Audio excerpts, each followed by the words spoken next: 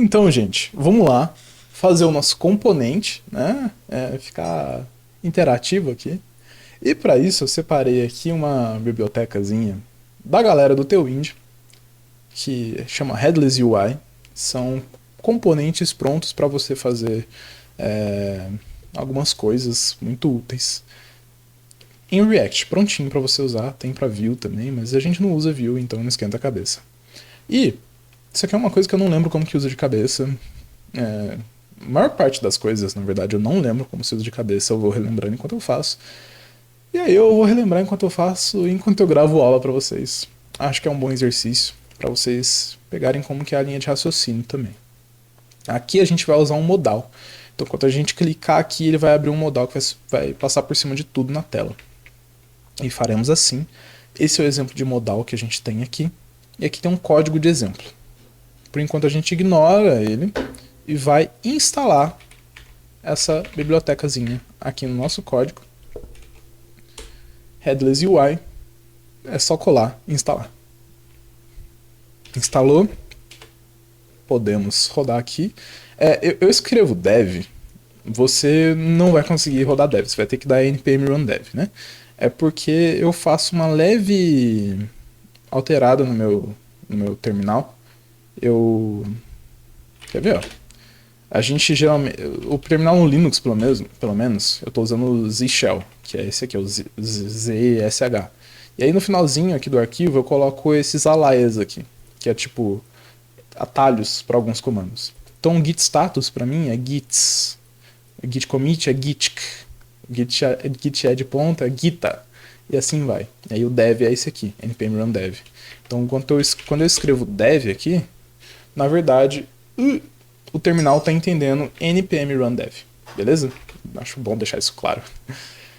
E aí, esse aqui é um exemplo básico de como se usa esse terminal, esse diálogo aqui, né? Que você basicamente vai importar o dialog aqui, você vai ter um estado para controlar se ele está aberto ou não, e aqui você tem o dialog, e essas variáveis, e você tem um painel aqui dentro, que é tudo que vai aparecer, e aí tem outras propriedades como título, description, enfim, que a gente vai brincar agora. E tem várias outras coisas aqui, inclusive estilo, enfim, que a gente não vai mexer muito agora.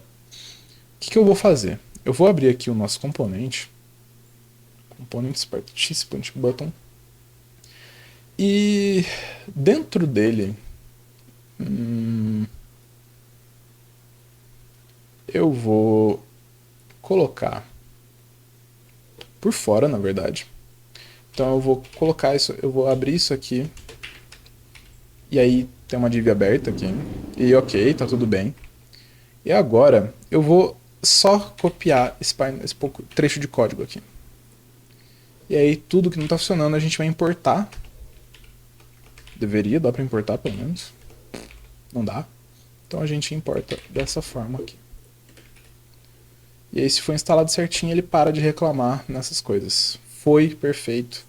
Agora a gente só precisa criar a nossa variável de controle, que vai ser o isOpen, está aberto. IsOpen, a gente vai usar um useState, e ele vai ser um false inicialmente, e ele é do tipo booleano. Não vai aceitar nada além de booleanos aqui. Aqui ele está iniciando como true, mas não acho que faça sentido. Vamos ver. Aqui, open isOpen é a variável de controle. Ao fechar, seta isOpen para false. E a gente vai ter esse botão aqui, que no clique desse botão, ele vai setar isOpen para true. E ele está reclamando, obviamente, porque eu tenho que fazer uma arrow function aqui. E aí parou de reclamar. Vamos ver o que acontece se a gente clicar ali agora? Absolutamente nada. Não foi nada não. Apareceu aqui o negócio. E quando eu clico para fora, ele pá. Só que ele tá sem estilo. Nada de estilo. E vamos ver aqui como que o Tailwind, né, no exemplo deles, ele faz essa estilização. O dialog aqui ele tem uma posição relativa, o que é importante, porque o painel em si ele vai aparecer depois, né? E eles usam esse transition aqui para ter uma transição suave aqui. Isso a gente vai implementar depois. Aqui no nosso Dialog Panel, nossa, tem bastante coisa aqui. Ele realmente vai ter posição fixa aqui. Então, fixed, não. Eu te acho. Aí. Ele vai ter uma posição fixa aqui. E vocês vão notar que agora já vai ficar um pouquinho diferente. Ele nem aparece na tela, apesar de que deveria. O inset 0 vai fazer com que ele ocupe toda a tela. Então, tudo. Se eu colocar um BG white aqui agora, vocês vão ver que ele vai ocupar tudo. Aí eu aperto o ESC e ele some. Beleza. Aí agora a gente vai tirar esse BG white aqui, né? E a gente pode... deixa eu conferir aqui qual que é a melhor forma de se fazer isso. Que é com o backdrop aqui. A gente vai ter um flex. E aí o painel vai ficar aqui dentro. Beleza, então o que a gente vai fazer? O nosso painel, para fazer mais sentido, ele vai ficar encapsulado com uma div. E aí essa div aqui vai ter o nosso fixed e um inset 0. E além disso, esse painel vai ter um flex e um item center e um justify center também. Ele está centralizado. E agora já mudou um pouquinho. Se eu colocar um BG white aqui, notem que o painel já está centralizado. Maravilha, já está melhor. Vamos fazer o estilo então, né? O nosso painel ele vai ter o mesmo estilo disso aqui. Ou seja, ele vai ser a parte externa. E aí a gente pode observar. Vai ser azulzinho. E aí, dentro do painel, a gente pode tirar isso aqui, inclusive. Isso aqui não é necessário. Isso aqui também não. Vai ser o mesmo conteúdo lá, que a gente vai fazer agora. Dentro do nosso painel, a gente vai ter uma div que vai ter esse conteúdo aqui. E quer saber? Eu vou copiar tudo. E... Blau. E aí aqui, ó, quando eu faço isso, aparece pra gente essa coisa. Aí agora vem as mudanças, né? Por quê? O que que rola? Aqui a gente tem a imagem, e o título agora é uma coisa só. Então a gente já pode colocar aqui name e tirar o content. E na verdade já pode ser tudo aqui. Então ele vai ocupar tudo. Ele vai ter 42 pixels. Então vai ser fonte X... text XL 48, tá bom? Ele já cresceu bem. Talvez até demais. Vou colocar um 4. Achei mais harmônico. E aí aqui embaixo vai ter a revisão do conteúdo e o resumo da empresa e um link para o Instagram. Tá bom. O ícone é diferente. Então vamos exportar o SVG dele. Vou deletar esse aqui. Você não é mais necessário. Aqui. Ele vai ser o ícone seta acima. Então esse ícone a gente só coloca aqui seta acima. E já melhorou. Seta para cima aqui. Legal. E agora a gente precisa dar uma mudada na estrutura aqui. Porque a gente tem uma row dessa forma. Mas a gente precisa colocar ela dentro de uma coluna. Então é só fazer isso aqui. A gente dá um class name aqui. Primeiro de tudo, isso aqui vai ter que passar para cá. Porque a gente quer que tudo tenha essa propriedade aqui. Certo? Eu vou deixar o erro acontecer e aí vai ficar mais claro. Então aqui vai ser uma coluna.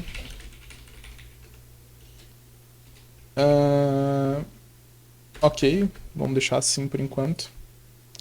E aí aqui embaixo a gente vai ter espaçado. Ah, tá igualmente. Espaçado igualmente o conteúdo,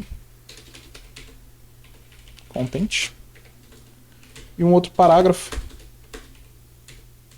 com bastante texto, que a gente já vai pegar das próprias também.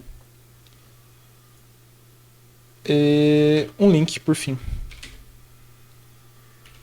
pro Instagram da Byron.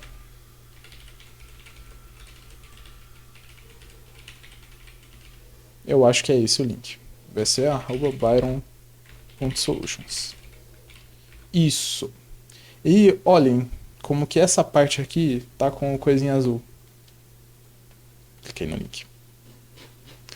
Essa parte está com a coisa azul justamente porque essa classe só está sendo aplicada ao que está aqui. Então, ao simplesmente fazer isso, passando essas propriedades para essa div mãe agora, já resolve. A gente também quer uma largura máxima, que vai ser de 585 pixels mais ou menos. Então, isso a gente pode fazer pro nosso diálogo aqui, pro nosso painel, que vai ter um max widget de... Opa, voei. XL. Não tá muito legal, não. Não tá tão legal.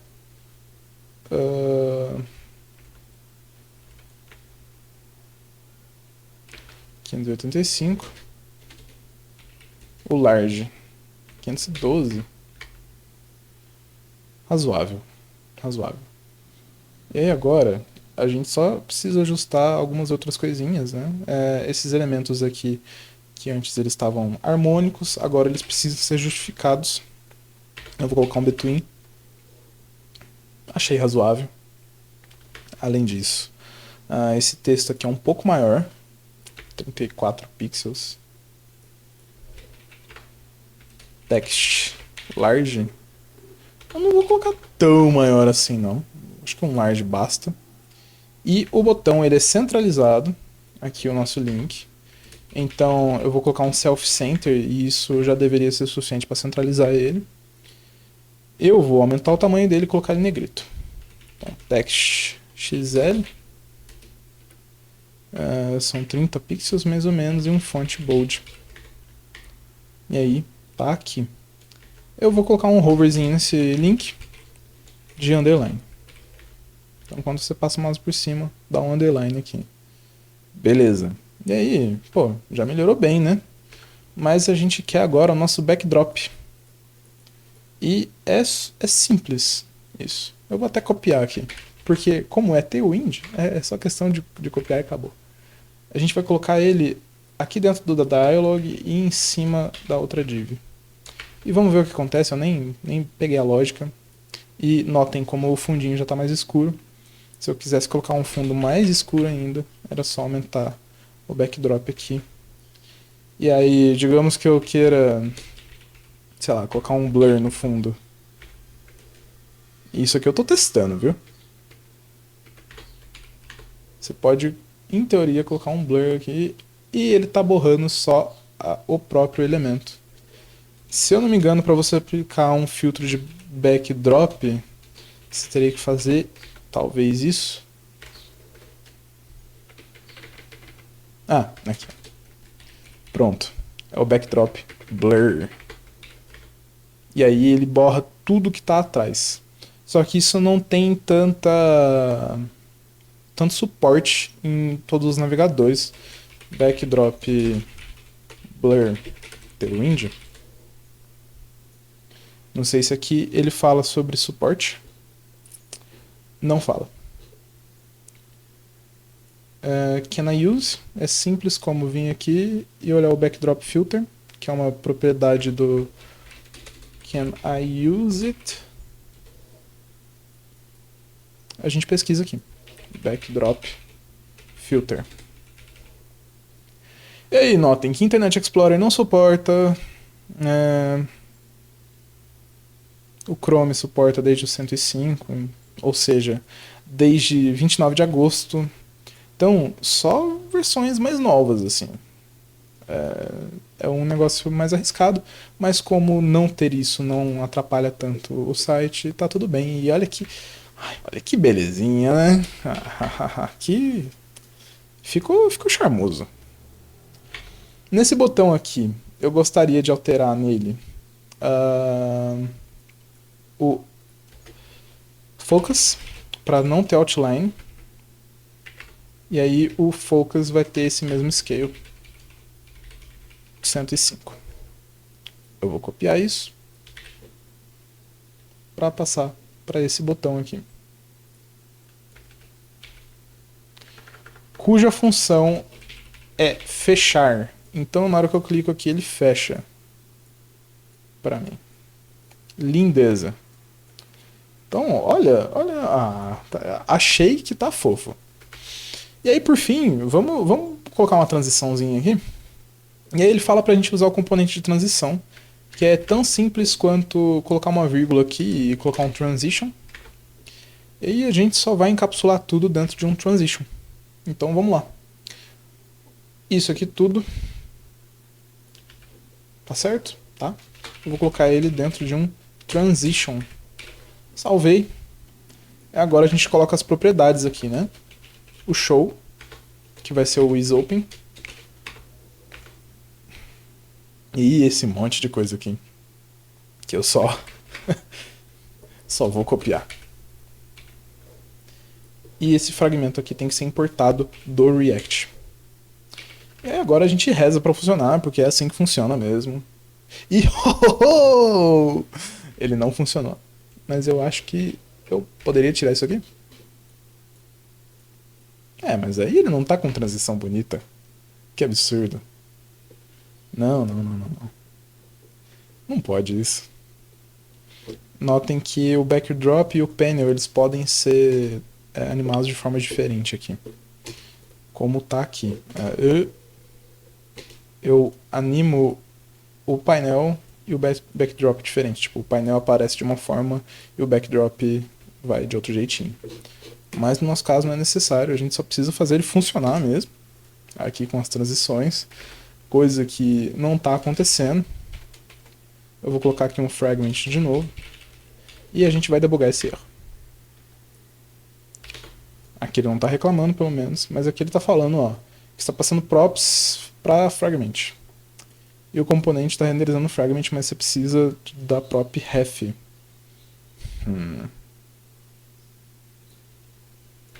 Vamos jogar no Google. Olha só, tem um fórum aqui mostrando esse erro.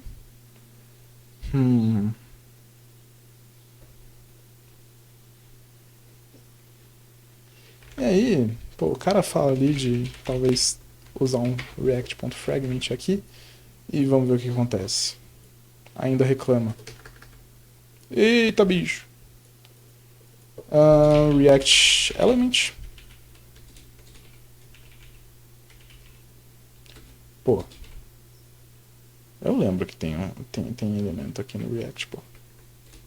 Calma lá, você não me engana. Vamos passar um componente, vai aqui. E não tá funcionando. Então, para fins de poupar a mente de vocês desse curso, eu vou oficialmente desistir dessa transição. Já tá bonito como tá. Num ambiente de desenvolvimento normal, num projeto, eu gastaria algumas horas tentando resolver isso. Mas eu tô mostrando como funciona mesmo aqui pra vocês. E beleza, esse componente aqui tá feito, tá lindo. Só falta a gente apropriar as props agora, né? E só ganhou duas coisas aqui. Algumas coisas, na verdade. O texto longo,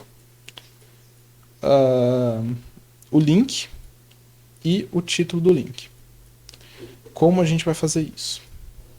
A gente poderia colocar eles como props aqui mesmo. Ou a gente faz um modelo de dados aqui para passar. E como assim, Fábio? A gente pode fazer isso aqui, ó. Passar um data dentro de um objeto. E aí aqui eu passo img. Dentro de img eu posso passar source, que vai ser um string, e o out, que vai ser uma string também. Aí a gente vai ter o name, que vai ser uma string.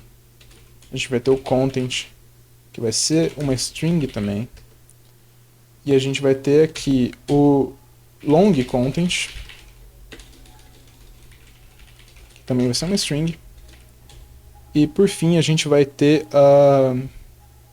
nosso social, que eu vou chamar de um objeto também, que ele vai ter também um href aqui, na verdade, vai ser uma string, e o name, que vai ser uma string. E aí você pode pensar, meu Deus, complicou a vida, pra quê? Mas imaginem que chatice passar cada um desses aqui como props individualmente aqui. Exatamente aqui. Ia ser muito chato. Fazendo isso, a gente dá uma facilitada na nossa vida. Principalmente porque a gente vai consumir uma API depois. E vocês vão entender melhor exatamente. Então aqui eu só passo data e sem muita dor de cabeça. Eu só vou puxando aqui. Data.img. O source. O out agora. Que já deveria estar passado. Agora está passado. E data.name. Data.content. E aqui a gente faz a mesma coisa. Data.img.source.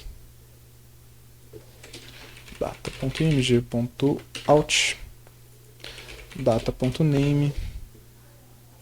Data.content. Data.longContent. Data.social.href. Tá quase, hein? E aqui eu vou fazer da seguinte forma. Data.social.name.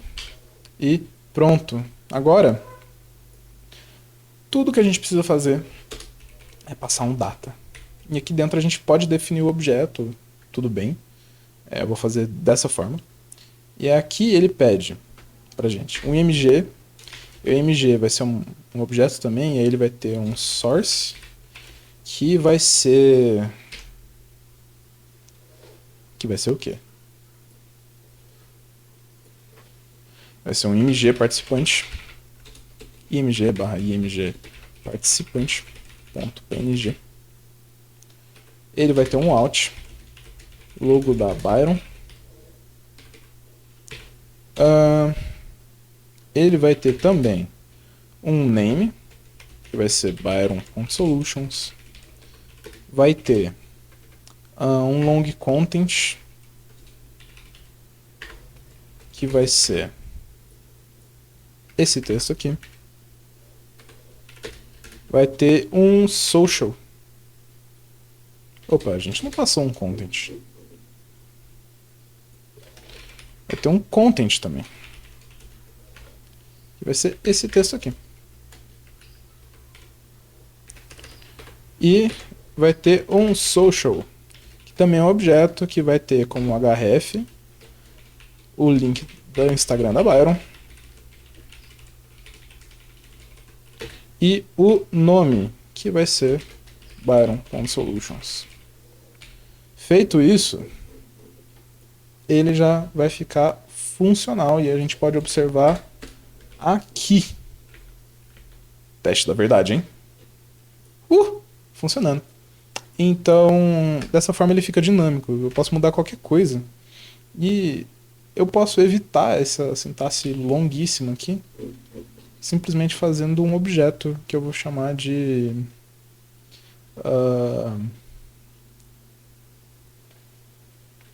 participant data. E na realidade, eu vou modelar isso aqui de uma forma que depois para consumir a API seja facinho.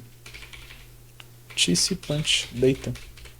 Ele vai ser um array desses objetos.